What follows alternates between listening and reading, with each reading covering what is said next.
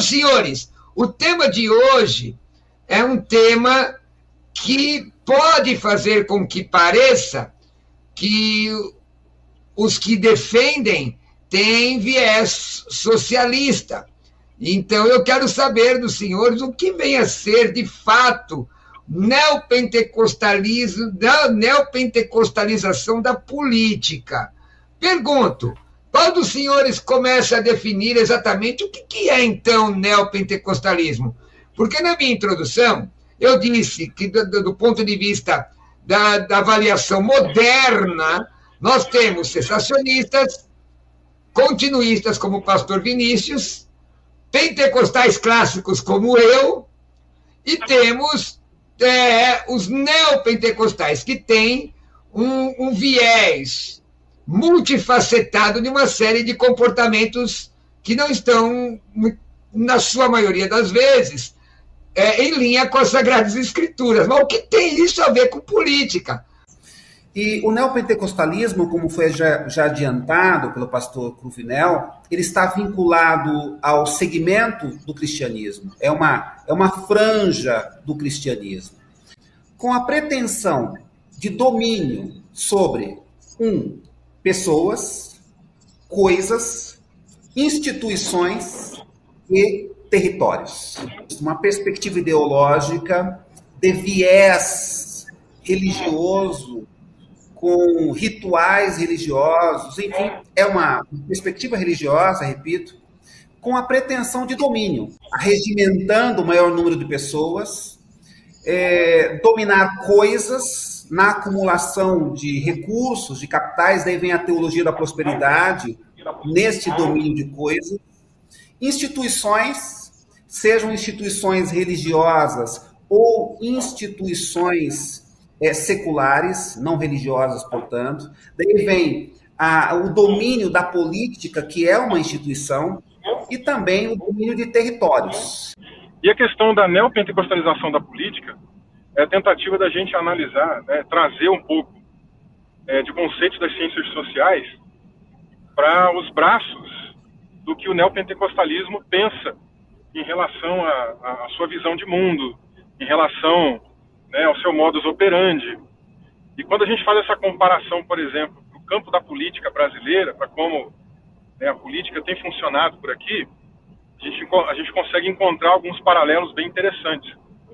E uma das coisas, justamente, que os neopentecostais têm, é uma crença, lá de trás da antiguidade, de um dos últimos dos gnósticos, do movimento gnóstico, da ideia do maniqueísmo, de uma estrutura em que o bem e o mal eles estão num eterno combate e, ao mesmo tempo, em pé de igualdade também. Então, quando a gente pega um conceito como esse, por exemplo, e olha para a realidade política, a gente consegue enxergar muito bem essa bipolarização que a gente vive. Isso no neopentecostalismo aparece muito dentro das ideias de batalha espiritual, por exemplo. Então, esse é só um dos exemplos. Um Deus soberano, ele pode ser um Deus de alguém com viés político-social, de envolvimento social, pode ser o Deus de um conservador ao mesmo tempo. Eu tenho um amigo, deputado federal, que diz que nós devemos procurar os que estão à direita da esquerda, porque os que estão à direita da esquerda podem nos ajudar, e procurar os que estão à esquerda da direita. Esses vão nos ajudar. Do ponto de vista bíblico, teológico, Jesus, quando morre na cruz, o véu é rasgado. Então, me parece que esses construtores de muros estão desassociados da Bíblia, porque Jesus derrubou os muros, não é? E essa questão de domínio, eles são mal, eu sou bem, não é? Forças equivalentes, o que mais nós podemos ver? Sim, e a nossa preocupação com essa teoria que criamos, a neopentecostalização da política, é que o modo de pensar neopentecostal, ele acaba se apropriando do modo de pensar de cristãos e transformando, pastor Cruvinel, o campo político, ou o cenário político, como um campo de batalha. Em um mundo em um mundo maniqueísta, ou uma construção maniqueísta de mundo, em que há a compreensão do bem e o mal, em pé de igualdade, em constante luta, isso mexe com a cabeça do cristão, ou pelo menos daquele que se coloca nessa discussão deste mundo caótico, porque, na verdade, o mundo, para o neopentecostal, é um mundo caótico. Então, o neopentecostalismo, ele se apresenta também como uma proposta de comportamento do fiel. Ele tem para si a necessidade de construir um perfil. E qual perfil é este? O fiel neopentecostalizado, me permita o neologismo, então este fiel neopentecostalizado, ele se sente alistado em uma luta contínua contra o mal. Então ele não tem descanso. A todo momento ele está em batalha. Porque da mesma maneira que ele participava e participa do culto neopentecostal, com a necessidade de expulsão de demônios, a luta contra o demônio, aquela coisa toda, ele deve estar, na cabeça dele, no campo político, sempre alerta. Porque é na política que também ocorre essa luta do bem contra o mal. Então ele transporta as suas concepções religiosas para a sua vida política, para o campo político. Então, alistado nesta luta, ele se encontra. A igreja não tem que estar atenta ao campo político para as inserções de Satanás no campo político, ou é só uma questão de mimimi e de posicionamento neopentecostal, como o professor Ivan tem colocado? Não existe uma questão espiritual também? Quais são, e se existe, nós devemos estar atentos, e quais são os exageros para não cairmos nessa falácia da neopentecostalização da política? Eu vou puxar a questão da escatologia, né? Dentro da perspectiva pós-milenista, o reino de Deus já chegou, já está acontecendo, está em crescimento, e cabe ao cristão se engajar nessa luta, né, da implantação do reino de Deus, e de maneira, inclusive, transformacional. Agora, o neopentecostalismo trabalha com uma outra perspectiva de escatologia, e eu não estou nem dizendo, por exemplo, da questão popular, né, que envolve o dispensacionalismo e tal, mas com o que a gente chama de escatologia realizada, que é essa noção de que Jesus já morreu, já conquistou tudo por mim, já está realizado, e eu tenho o direito de usufruir, de conquistar tudo isso aqui também agora. Quando a gente traz isso, né, para essa dimensão, exatamente, quando a gente traz isso para a dimensão da política, novamente é o que a gente vai encontrar, né, na maioria das vezes na perspectiva dessas pessoas que vêm abraçando essa cosmovisão neopentecostalizada, né? Então eles acreditam que a gente precisa também usufruir desse melhor, né, e lutar exatamente para conseguir esse melhor. Ainda que isso custe, por exemplo, difamar outras pessoas, trazer fake news e quaisquer outras coisas mais que sejam necessárias, né, para poder atingir esse bem maior. A gente percebe uma sociedade que, pelo menos algumas características ela tem em comum. Uma delas, por exemplo, é a fragilização da verdade. Né? A gente vive numa era em que tudo é muito subjetivo, tudo é muito relativo, e isso dentro do neopentecostalismo se encaixou como uma luva, né? Porque não existe muita objetividade nos textos. A alegorização, né, que eles conseguem fazer, que os pastores neopentecostais conseguem fazer na hora de montar ali, por exemplo, uma programação, né, ou juntar ali as pessoas para juntar ali a sua fala, né, a coisa do Davi, da vassoura ungida e etc. Então a gente vai percebendo essa fragilização da verdade em relação a isso. E isso acaba se deslocando também para esse campo da política. Essa falta de preocupação com a realidade realmente, né, com a verdade das coisas que estão acontecendo. E as interpretações entram nesse campo da subjetividade também. Outra coisa que faz parte dessa fase, né, mais pós-moderna, vamos assim chamar, a ojeriza, por exemplo, pela autoridade, o respeito, né, por autoridades, assim por diante. E a gente consegue perceber exatamente isso. Dentro dessa bipolarização, né, quando um é bolsonarista, ele demoniza o outro lado. Então, se você não é Bolsonaro, por exemplo, você é lulista na cabeça desse pessoal. Ora, Certo. Toda ação tem uma reação igual ou até maior. Na minha opinião, toda militância exacerbada é imbecilizada. Seja de que lado for, direita ou esquerda, para mim dá na mesma. Não é? Porque eu não sou nem da direita nem da esquerda, eu sou de Deus. Essa deificação de uma personalidade também é uma visão neopentecostal.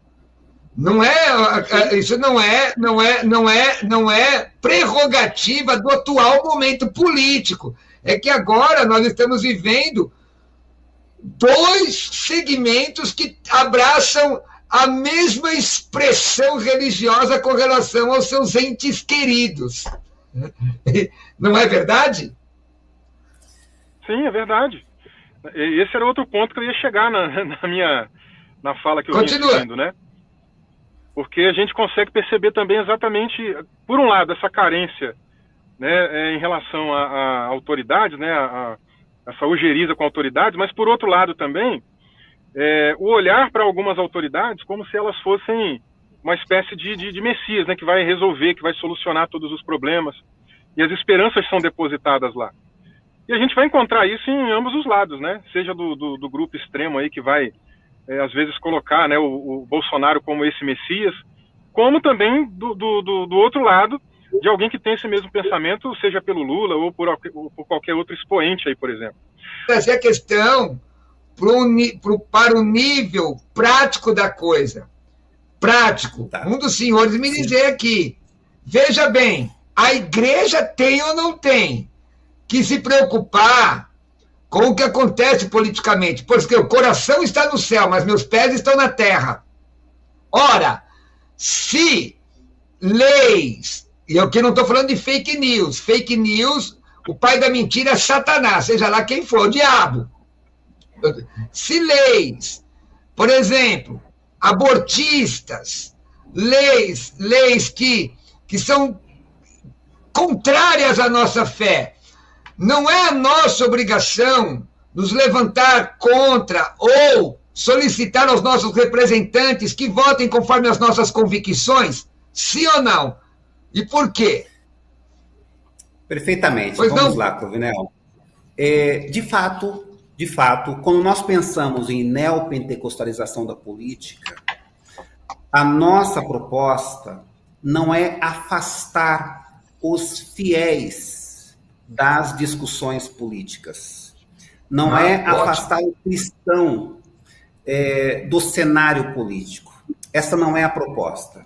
Mas a proposta aqui é diferente. Ela segue numa compreensão de que a política ela não tem efeito salvacionista.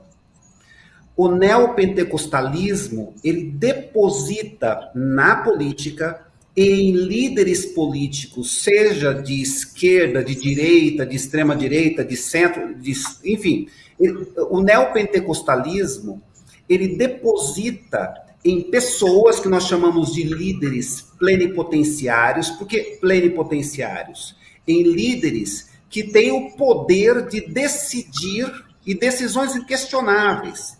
O neopentecostalismo tem uma expressão retirada de contexto do texto bíblico, que é dizer o seguinte, olha, não se toca no ungido de Deus. Mas, professor, eu concordo com o senhor, e eu acho que essa reflexão ela é importante. Qualquer líder, seja ele qual for, seja religioso, político, carismático, o que for, que não tiver as mãos vazadas e ressuscitar dos mortos, não vai te salvar. Não vai te salvar. Agora, é óbvio que lideranças são levantadas em todos os campos da sociedade. Na universidade, lideranças se levantam. Essas lideranças devem ser honradas dentro do limite necessário. Dentro do limite necessário. Nós vemos hoje, por exemplo, nós vemos hoje, já discuti com o senhor aqui em outras situações, exacerbações em todos os lados.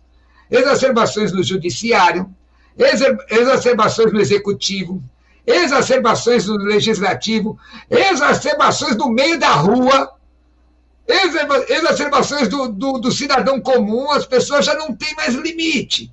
Tanto que o conceito de pecado é exatamente esse, errar o alvo, e além do limite.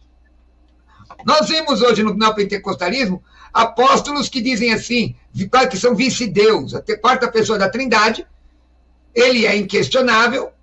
Eu já vi caso de perguntarem para um líder religioso, um pastor, quantos ovos colocava num bolo.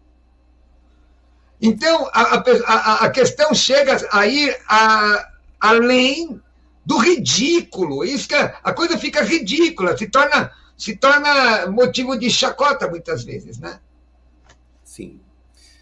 E nesse sentido, pastor Cruvinel, naquilo que nós chamamos de neopentecostalização da política, há um engajamento do fiel, onde ele se torna um seguidor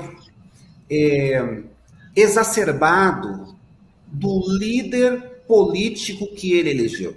Então, olha só como funciona a mente, a forma de pensar, né? Na organização neopentecostal, ele se entregava e se entrega em todas as suas forças para o líder religioso, nessa concepção praticamente deificando-o, colocando-o como a representação única e exclusiva do sagrado de Deus na Terra, e de repente esta mesma forma de pensar é transportada para agora o líder político.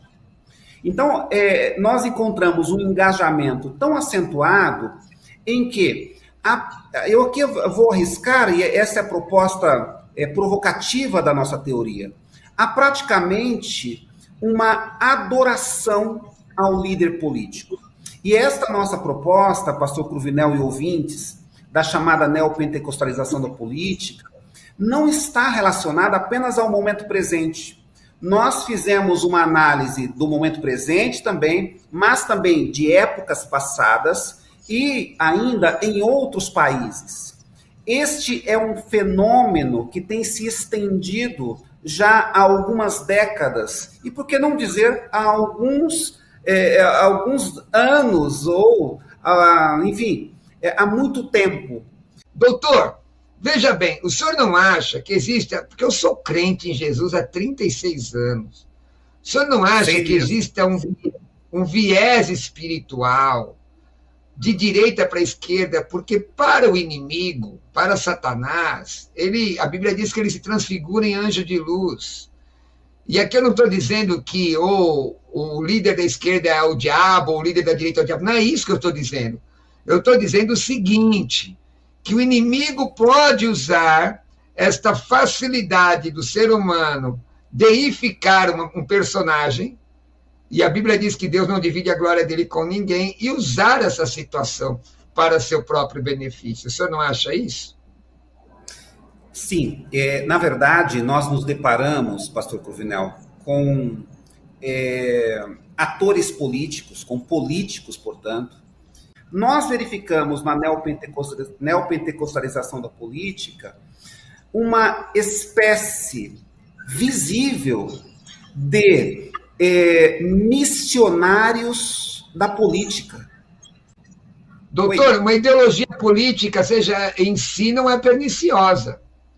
Se ela não estiver confrontando a palavra de Deus, porque, veja, é um programa cristão, em si ela não é perniciosa. E aí já deixo uma pergunta ao senhor. O inimigo do meu inimigo é meu amigo. Mas será que o problema não é deificá-lo? Mas e se o caso de usá-lo para benefício daquilo que nós acreditamos? Pelo menos, porque de fato o mundo não vai melhorar. É uma questão escatológica, como o professor Vinícius disse. Mas, pelo menos, retardar essa ação tão maligna do inimigo. Na neopentecostalização, há uma manifestação idolátrica. Há uma concentração de todas as energias da vida para a causa política. Isto pensando do lado do fiel, né? Este fiel missionário do político X, do político Y, ele se torna, portanto, a religião, melhor dizendo, a religião dele é, na verdade, a política.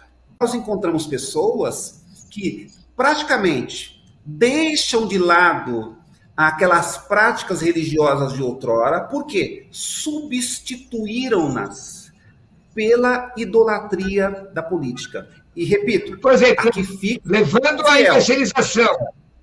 Sim, agora vamos lá. Do outro lado, sim, do outro lado nós encontramos políticos experientes que notaram este fenômeno de conversão à política e de conversão a eles mesmos de uma multidão de pessoas. E aí esses políticos experientes, eles utilizam a teologia neopentecostal para arregimentar pessoas. Porque se é de Jesus, consegue ver Cristo na vida dos outros. Eu vejo hoje, eu tenho amigos da direita e amigos da esquerda que eles não comungam. E o problema não é que eles são ímpios, são crentes. Eles não partilham o mesmo ambiente, porque são ideologias diametralmente opostas. E aí? Isso aí é de Deus, pastor Vinícius? Então, vem para cá, Brasil! Porque hoje, se você for pensar em neopentecostalismo, a gente vê isso aí pulverizado em inúmeras denominações. Né? Essa cosmovisão neopentecostal, e aí esquece a política por enquanto, pensa na questão teológica, a gente encontra isso hoje, lamentavelmente, né, entre metodistas, nazarenos, batistas, assembleianos e assim por diante. A gente encontra praticamente em todos os lugares. Então, isso se pulverizou aqui no Brasil de tal maneira que virou uma espécie de cultura evangélica. Né? Tem uns jargões aí que o pessoal fala, né? Que é o evangeliquez, o jeito de se vestir, de falar, de agir. Quais seriam, por exemplo? Cultura... Dê alguns exemplos aí, pastor. Quais seriam? O evangeliquez? Por exemplo, né, a pessoa, essa ideia até maniqueísta. Vamos ver se você quer falar de forma jocosa. Vamos lá. Não é de forma jocosa, pelo contrário. Mas é que faz parte do ambiente, né, do jeito que as pessoas estão. Mas, por exemplo, quando alguém vê alguma coisa que é ruim, que não lhe agrada, né, aí ela fala, está amarrado. Né? É um tipo de evangeliquez, por exemplo. Né, mas que faz parte dessa cultura. Né? Ou quando alguém está lá orando, né, no culto e ele diz assim, eu decreto, eu determino, coisas que a gente encontra em todas essas vertentes evangélicas. Esse evangeliquez não tem nada a ver com a Bíblia. Isso aí é uma heresia. Eu não decreto nada, não sou Deus, não ressuscitei dos mortos. Exatamente, mas o que acontece? É o fenômeno neopentecostal que conseguiu, né, penetrar nessa diversidade evangelical brasileira. Entendeu? E aí, esses políticos não são nada bobos, né? Eles conseguem também usar desse artifício para conseguir falar a língua povo, chegar neles, né? Então, o povo brasileiro, de certa maneira, é massa de manobra? Sempre foi. Aí eu pergunto, esse negócio de deificar, colocar no púlpito gente que não tem o menor compromisso com Deus, qual o perigo disso aí? Seja ele da esquerda, da direita, do centro, de cima do muro, qual é o perigo disso aí? Grandes organizações religiosas vivem numa espécie de mancebia com políticos, sejam eles já eleitos ou candidatos. Os líderes neopentecostais têm ungido, têm convidado e feito pactos e laços com todos os políticos, pelo menos políticos que estiveram em evidência no país. Então, não há uma perspectiva ideológica destes líderes pentecostais. Eles querem estar próximos do poder, justamente por conta da teologia do domínio. Não, mas peraí, irmão, nós vamos terminar agora. Mas se não é ideológica, é o quê? Porque se fosse ideológica, menos mal, não é? É conservador contra liberal extremo. Mas eu, por exemplo, eu sou progressista do ponto de vista social. Eu acho que a igreja tem que se envolver socialmente. Alguém pode estar falando que Cruvinel é comunista, não é nada disso. E sou conservador com relação à doutrina, as questões da igreja. Agora, se essa aliança ela não é ideológica, ela é o quê? Pecuniária? O negócio é dinheiro? Responda, senhores. Eu tenho a impressão que o interesse é aproximar-se do poder, justamente no sentido de conquista de território. Tudo te darei se me adorares, alguém já disse. Perfeito. Só para fechar aqui, depois eu deixo com o pastor Vinícius, o neopentecostalismo ele tem uma sede gigantesca de poder.